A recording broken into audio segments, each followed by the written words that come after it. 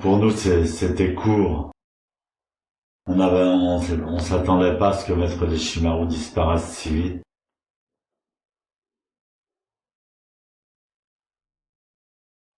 Il est resté que 15 ans en Europe.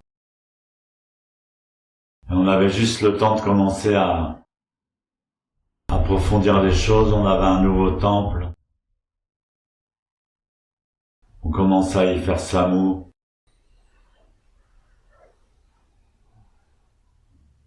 Maître Deshimaru a dirigé que 2 ou 3 camps d'été à la Gendronnière.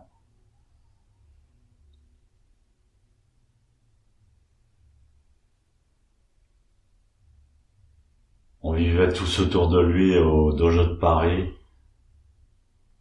Moi, je vivais dans le dojo. Je dormais dans le dojo. On avait loué un loft juste en face du dojo. On appelait le deuxième dojo, où il y avait toujours de l'animation. On cousait les kessas, on cousait les afous. On préparait la genmai, le matin on mangeait la genmai.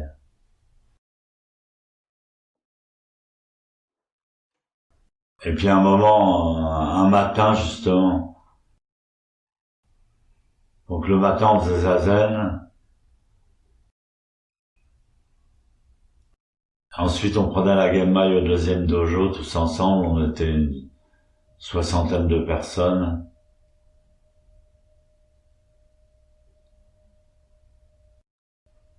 Et un matin, donc une disciple dont le père était chirurgien, il avait ausculté Maître Deshimaru, il lui avait dit qu'il avait un cancer. Donc Sensei s'était mis en colère. « Je veux pas de cancer, moi. C'est le médecin qui a un cancer, c'est pas moi. »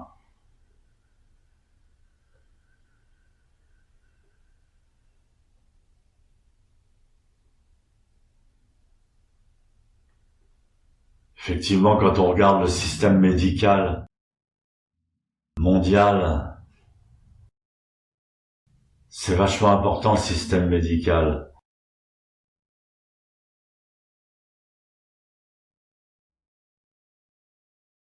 La santé, la maladie, c'est un thème très très profond.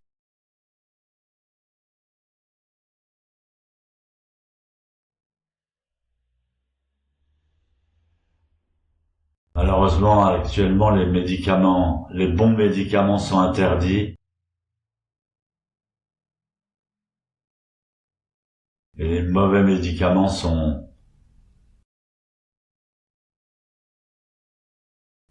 obligatoires.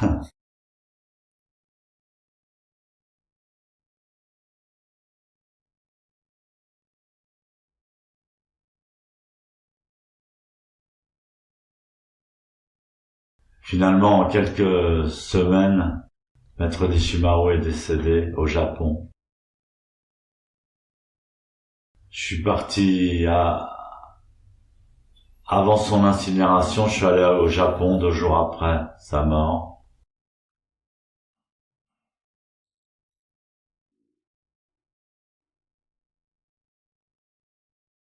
On s'est retrouvé au temple de Sojichi. C'est un grand temple, un des 2 grands temples japonais. Et même mort, il continuait à enseigner. Quand je l'ai vu dans son cercueil, le cercueil était ouvert et il avait plein de fleurs tout autour de lui. Il paraissait presque comique, comme il avait un visage très spécifique, une personnalité énorme, la tête d'un Bouddha. On le compara à Bodhidharma. Et avec toutes les fleurs autour de la tête, c'était comique. Cette force en même temps avec cette dérision des fleurs. Il avait l'air bien. Et il y a eu une immense cérémonie, donc à Sojiji, il y avait au moins 300 moines. Puis tous les Européens qui avaient été invités.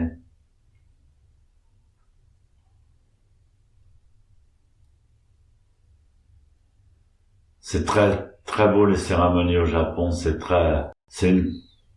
totalement une chorégraphie avec des belles robes, des beaux kessas dorés, des sutras chantés parfaitement, à l'unisson, pas une voix qui dépasse.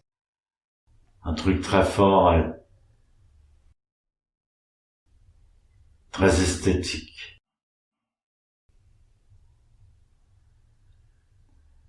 Et quand la cérémonie a été terminée, les disciples de Sensei, les disciples proches de Sensei qui étaient là, on nous a confié le cercueil. Il fallait aller à la crémation. Et je me souviens, on était quatre disciples de Sensei.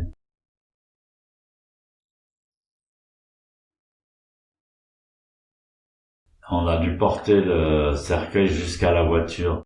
Il y avait un tapis roulant derrière la voiture, le corbillard. On devait poser le cercueil sur le tapis roulant et ensuite on le rentrait dans la voiture. Donc on a porté le cercueil, j'étais à l'arrière gauche du cercueil, à côté de Fausto, un disciple italien, champion d'arts martiaux.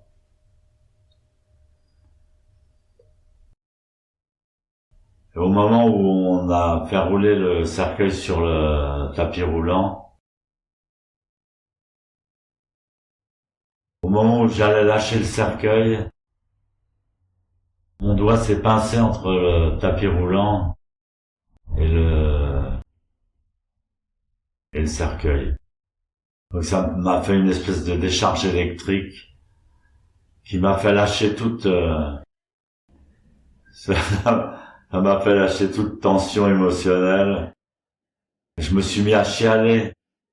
Tout d'un coup, je me suis mis à chialer. Pleurer, je pouvais plus m'arrêter.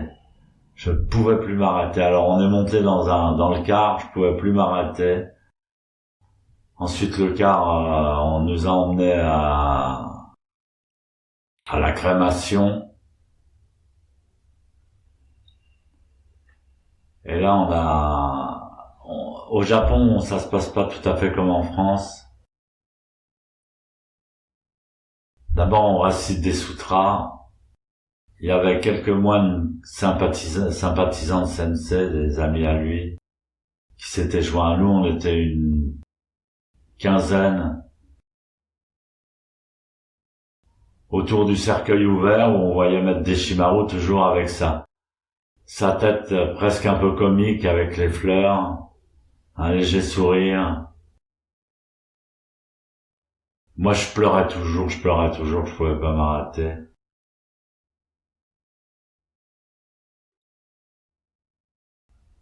Puis le four a chauffé, les sutras sont entonnés, etc., etc. Et à un moment donné, le cercueil va être rentré dans la fournaise, dans le four. Voilà. Alors il y avait la famille de Deshimaru, les filles de Deshimaru qui pleuraient aussi très, très fortement. Et avant que le cercueil rentre dans le feu, j'ai voulu voir une dernière fois la tête de Sensei. Et là, il était précisément mort. C'était plus mettre Deshimaru dans un cercueil, c'était un cadavre.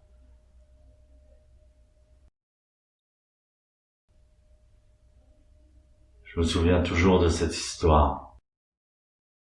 Et là, j'ai arrêté de pleurer.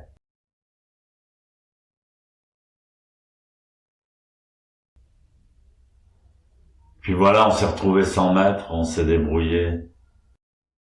Il a fallu assurer, faire des coussins, faire des enseignements, continuer le SAMU, continuer à construire le temple, continuer sans le maître, qui avait une telle puissance et une telle présence.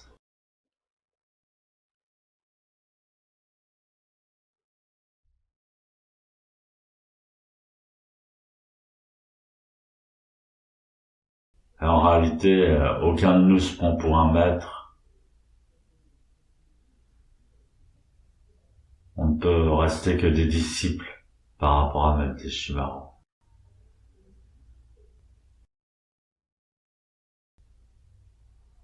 On a essayé de continuer de sa mission, continuer à répandre le zen. D'ailleurs, maintenant le zen est inscrit dans l'inconscient collectif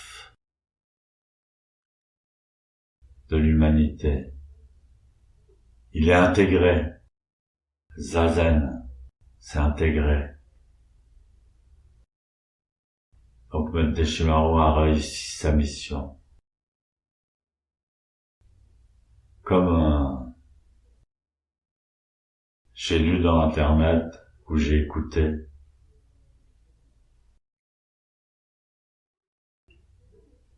le temps va de plus en plus vite et les événements sont de plus en plus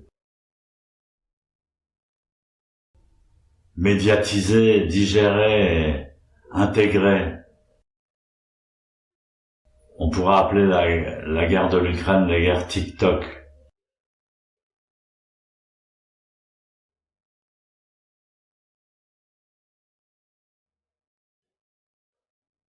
Il y a encore 20 ans de cela ou 10 ans de cela, il n'y avait pas une telle interdépendance de communication.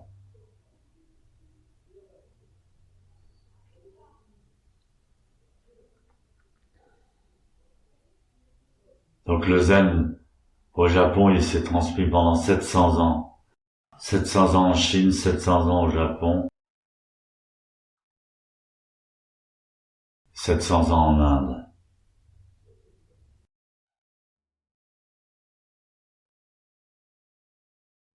50 ans en Europe.